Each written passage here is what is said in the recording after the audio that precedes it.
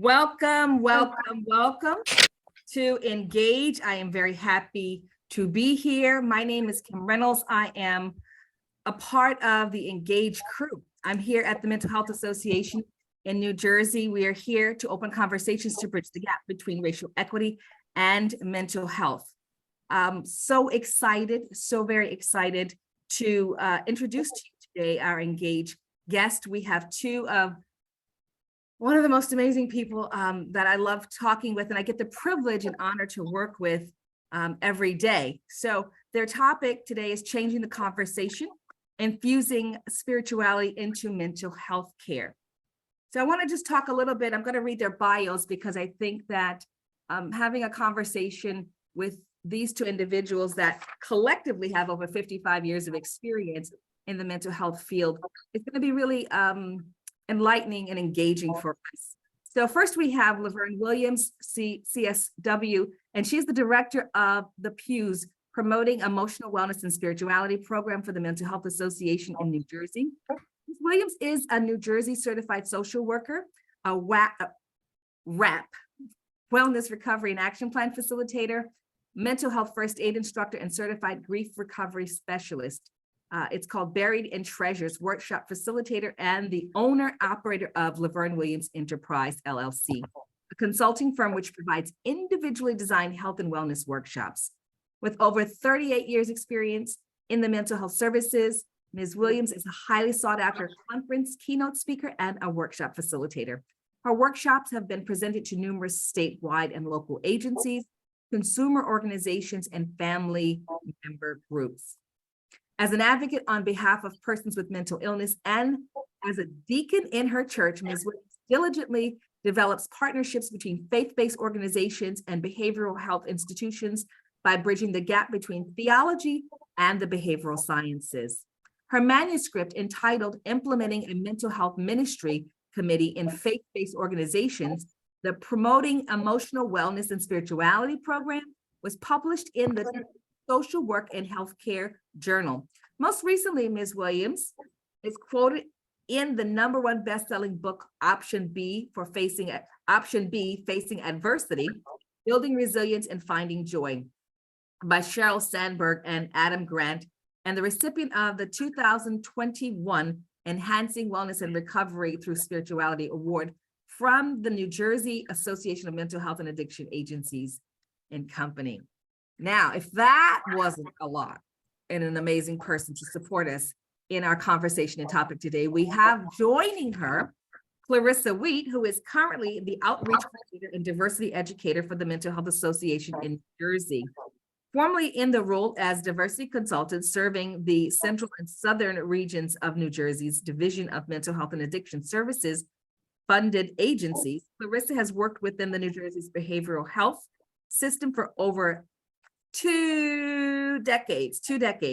She has co-chaired the Multicultural Services Advisory Committee, supporting recommendations to DMAS regarding service delivery throughout the state, along with serving on the committee for over 15 years in various roles. Prior to joining her current team, she supervised and managed a transitional residential program for individuals who serve and persistent mental illness and drug misuse challenges. This provided her the opportunity to introduce the concepts of culture, oh, this is going to be good, into the service delivery through sensitivity training and activities for the consumer. Clarissa is a QPR gatekeeper and first aid trainer. Clarissa brings a great deal of knowledge and passion to her work and inspires others to move along the cultural journey. Her effectiveness resounds among her colleagues, community partners, and the many who have utilized her services and expertise in the past. 55 years of experience in the room. Together. How are you, ladies? Hi, I'm good, thanks. How are you? I am well. I'm so excited that you're here. I've learned so much in the time that I've been here and working under your tutelage, Miss Laverne, and your companionship and camaraderie, Clarissa. Just a great joy to start this conversation off. And of course, we have some questions for you. That's okay. Going to get started with some questions. So the first question, because we have a great topic about it, what is the difference? Because sometimes people get confused between religion, hallelujah, and spirituality.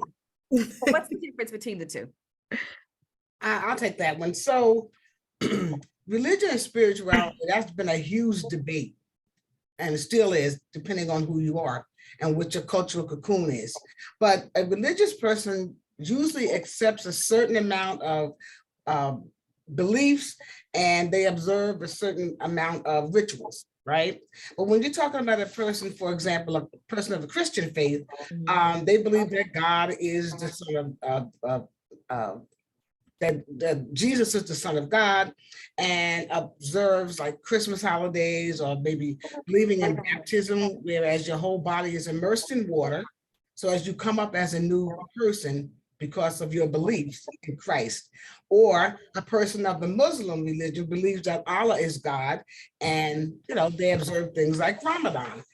However, in contrast, that's spirituality, but in contrast, that's religion, but in contrast, spirituality is the fact of being spiritual. Now, that could differ for whoever you are. So in terms of certain acts that people will do, perhaps praying or meditating or communing with nature, those type of things, people feel spiritual, and spiritual is different for everyone. So I ask people to tap into what it is that makes them feel relaxed, at ease, and one in tune with the world. And that varies for many, many people. And it's also an individual concept. So it really, again, depends on the person. There's so many ways people can feel spiritual. And who are we to say what is right or not right? Exactly. I appreciate that. I never quite thought about that. So can spirituality is more like people who feel connected, and religion is kind of like what you do for that connection. Absolutely. You got it. I like that. Yes. Very good. Okay, I don't know. I'm trying to still figure out. Sometimes I feel like I'm religious, and other times I feel like I'm very spiritual. But and then there are some who are so religious they know earthly good. Oops, I'm so sorry I said that. You didn't mean that. I did not.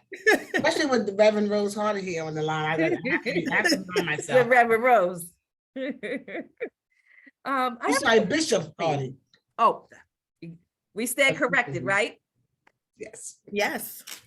So I have a question.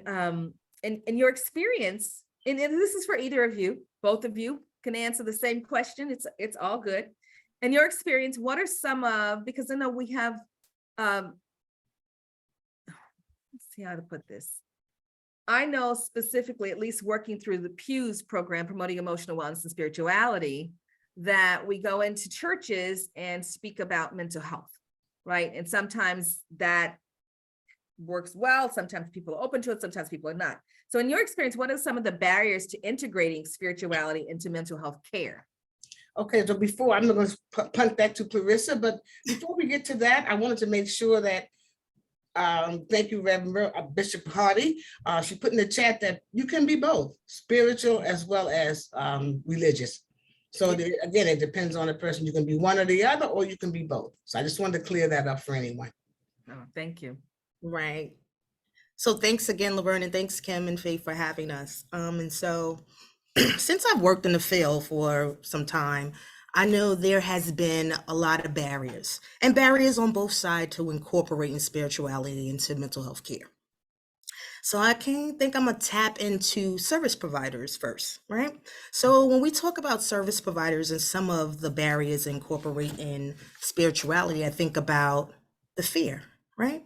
So if I'm not familiar with what your religion is and your spirituality is, I might back away, right? And then we have a couple of other points, right? So we know the lack of understanding, and early on in my career, when I was doing direct care, it was always this view, it wasn't spoken, but it was still in the air about, oh, if we talk about spirituality and religion, it's going to bring up symptoms, right? And there's a term for that, hyperreligiosity. Hyperreligiosity is the word for that. And that's really not what people see or what they really know, because that's an intense connection to religion that's actually pauses you from your functioning, your everyday functioning, right? And so there's a difference in that. I think it's more so the fear of folks that are actually providing the service of and their lack of understanding. So now, but when we switch the gears and we talk about service users and why they may be reluctant into bringing into their spirituality and religion into the conversation, it could be, oh, if I'm doing this, am I going to go up for a medication change or added medication? Right? And is this going to be viewed as having psychotic symptoms related to my treatment? And so there's barriers on both sides, but the beautiful thing about it is that when there's barriers, there's always benefits, right? And so we do know that some of the benefits are that when people are connected to their spirituality and to their religion, it gives them a sense of hope, right? And hope, we need hope in order to have recovery. Right.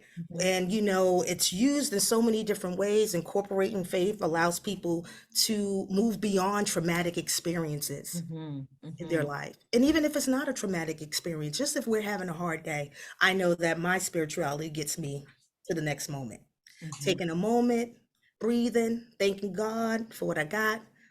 Just this morning on my way to work, there was an accident, 2 cars in front of me. The truck that was actually in front of me knocked the car right onto the grass and everything. I was so shaken. And Kim, you know, when I came in here, I was very silent. Yeah, you were. Because I was having my moment, right? Thanking God for I wasn't involved, and thanking God for the young man that was in the car. He was able to get out and he was okay.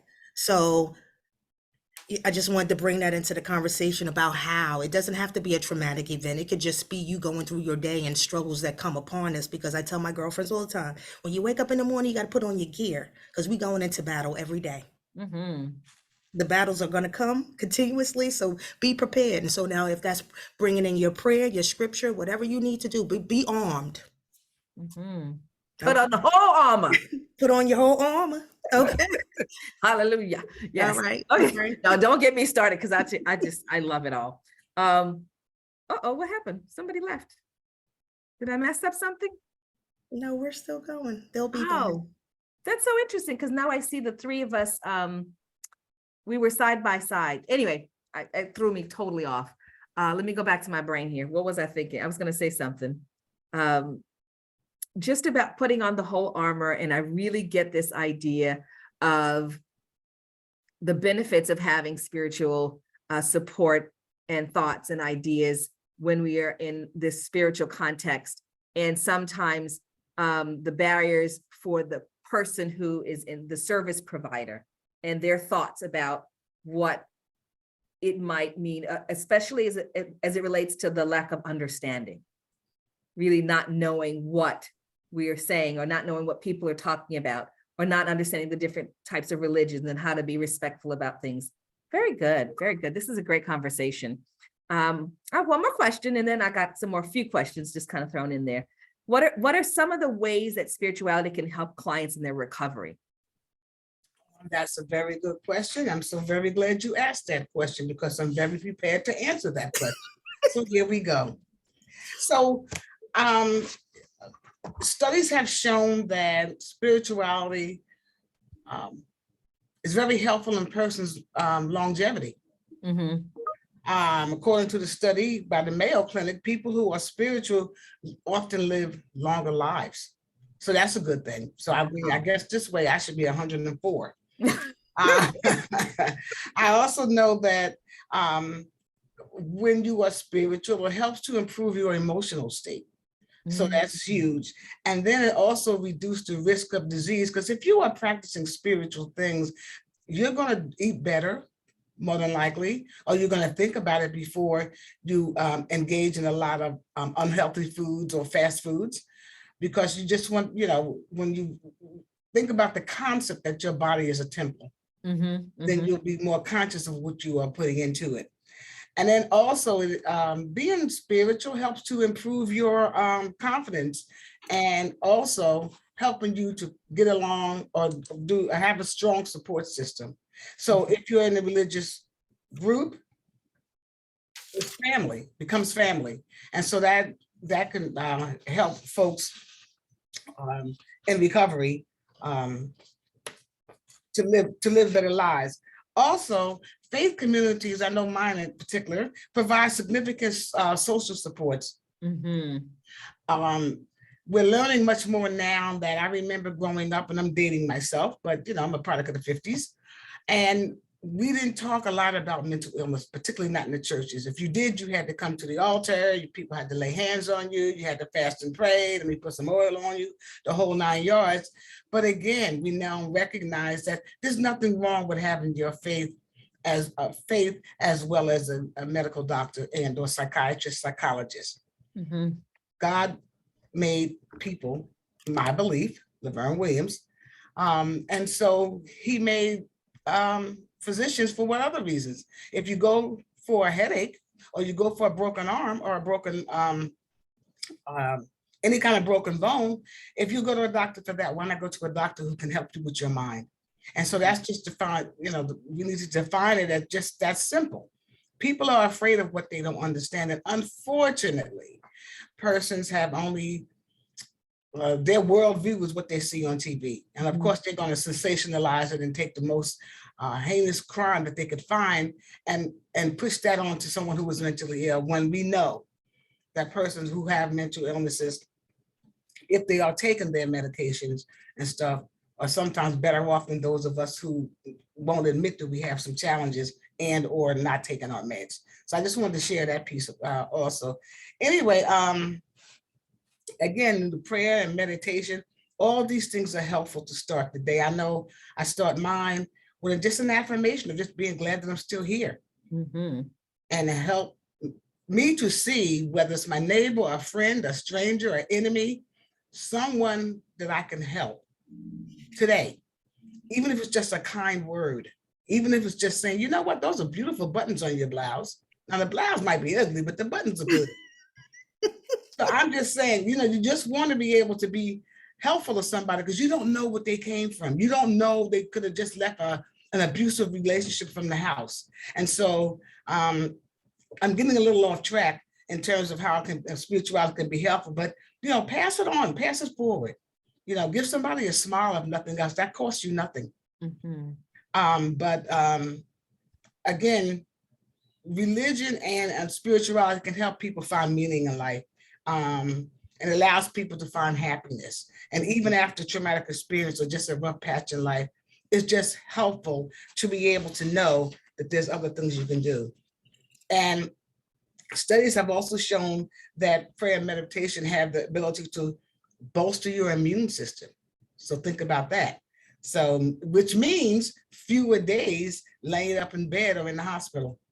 So again, there's many, many ways. We can go for hours talking about this, but I just wanted to share some of the insight of the work I've been doing all these years, and just recognizing now that clergy are really coming around and they're recognizing that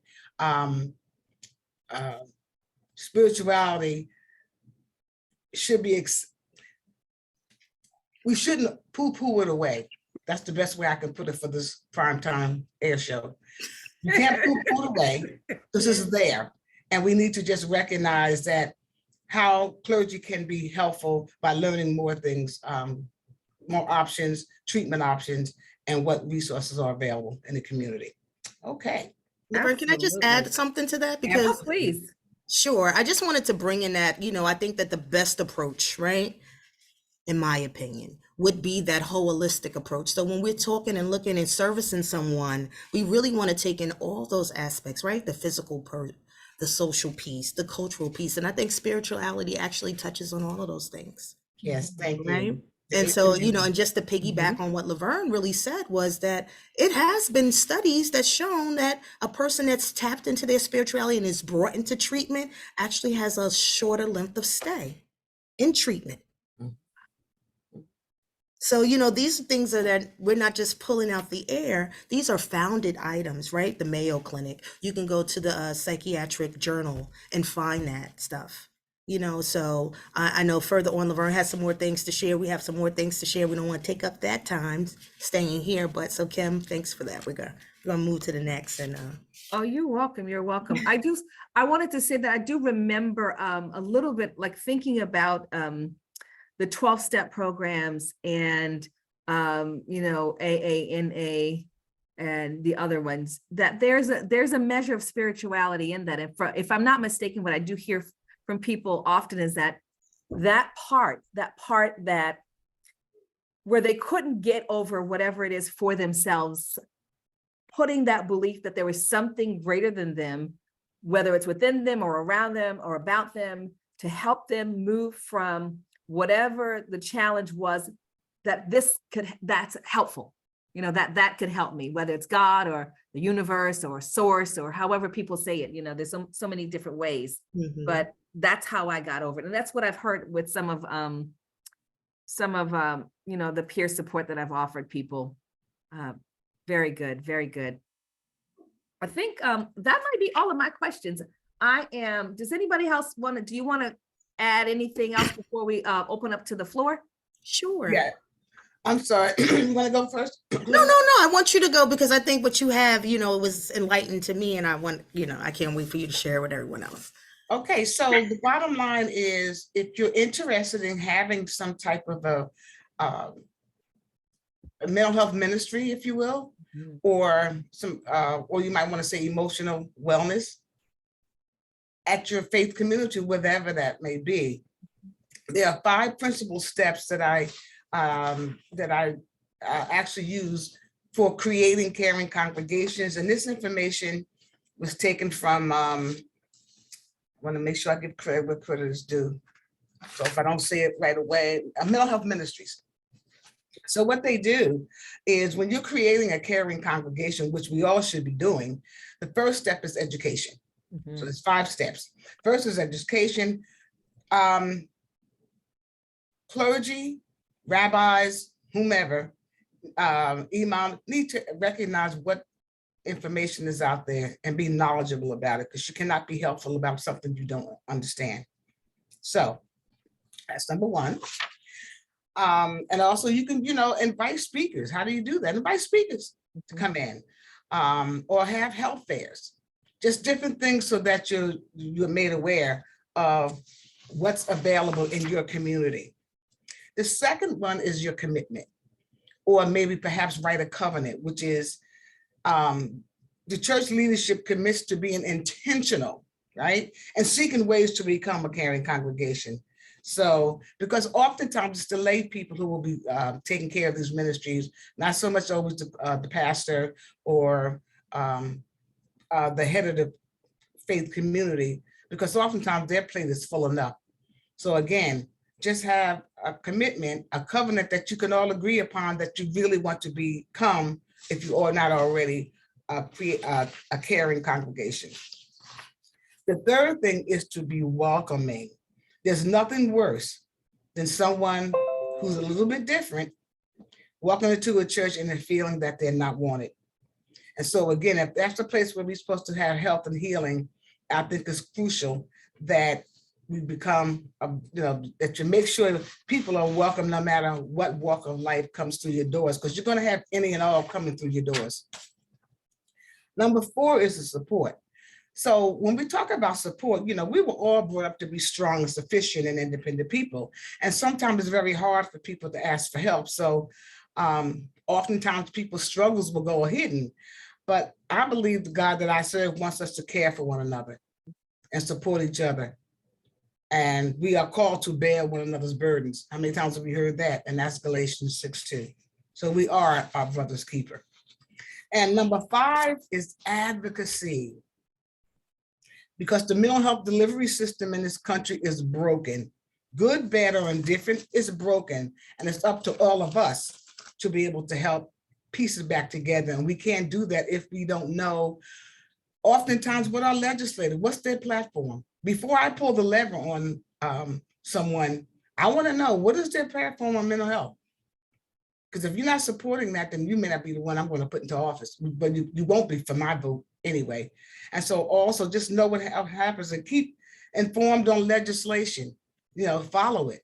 And we also have, you know, follow the Mental Health Association of New Jersey. We often put bills on our website or information about what's happening in the legislature. So those are the 5 things, and I'll go through them quickly again. Is education, Commitment or a covenant. Number 3, be welcoming. Number 4, provide support. And number 5 is advocacy. So I think that's all I wanted to share today. I hope something was helpful that I said. And Clarissa, I'll bounce it to you. All right. Well, thanks for that, Laverne. I think that is great and helpful. I mean, and not just in a caring community, creating a caring community within your congregation, but I think even in whatever circle you are in, if you got a book club, we can have these conversations about spirituality, even in a book club, in those different spaces that we service.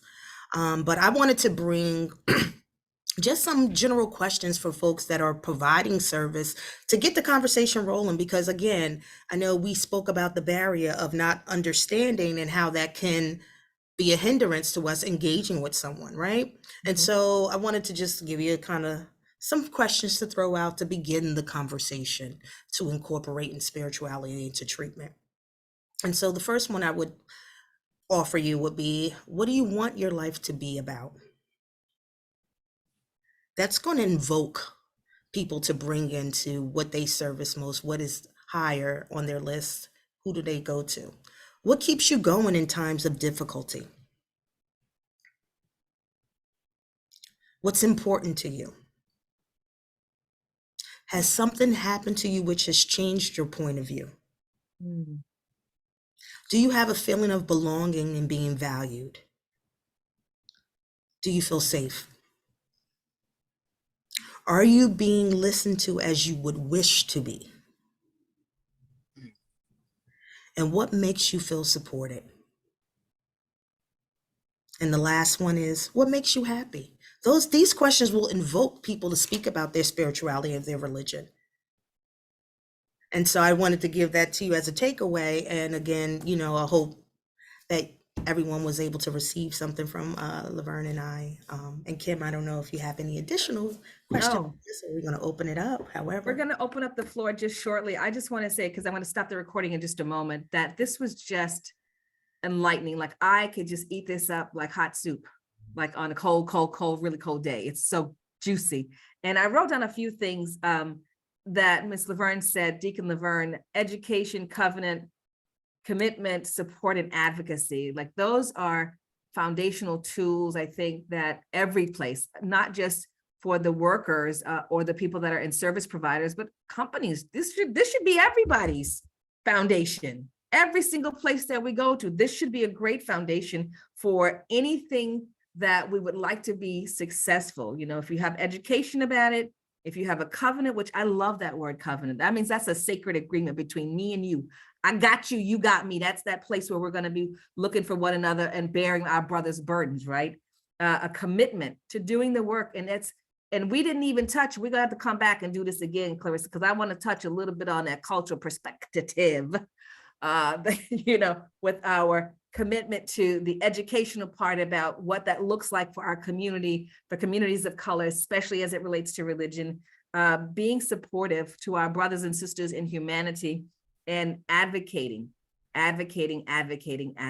So thank you so much, both of you, for joining us today. If you are in New Jersey, you can call 866-202-HELP. That's the New Jersey Mental Health Cares line. And it is for behavioral health information and referral services. So if you don't know, you can call this line and get some information, because sometimes we don't know all the answers. So we have help here in New Jersey, 8 a.m. to 8 p.m. 1-866-202-HELP or 202-4357. If you have not utilized yet the new number that's out for 988 for suicide and crisis lifeline, you can call if you or someone you know is struggling or in a crisis. Help is available. You can text it even. You could text 988 or the chat line 988life.org. Please also, you can reach out to the crisis text line for MHA by texting 74174 MHA to 741741. This is a quick snippet of how it works. If you're watching this, which I'm sure you will be, you can put a pause on it. You can take a screenshot of it and understand how this new 988 number works. Call, text, and or chat. So we've got a little bit of wonderful news, at least for us. Thank you so much for the Mental Health Association for providing this service for us, for giving us the opportunity to gather together today for Engage and have conversations to help bridge the gap between mental health and the BIPOC population.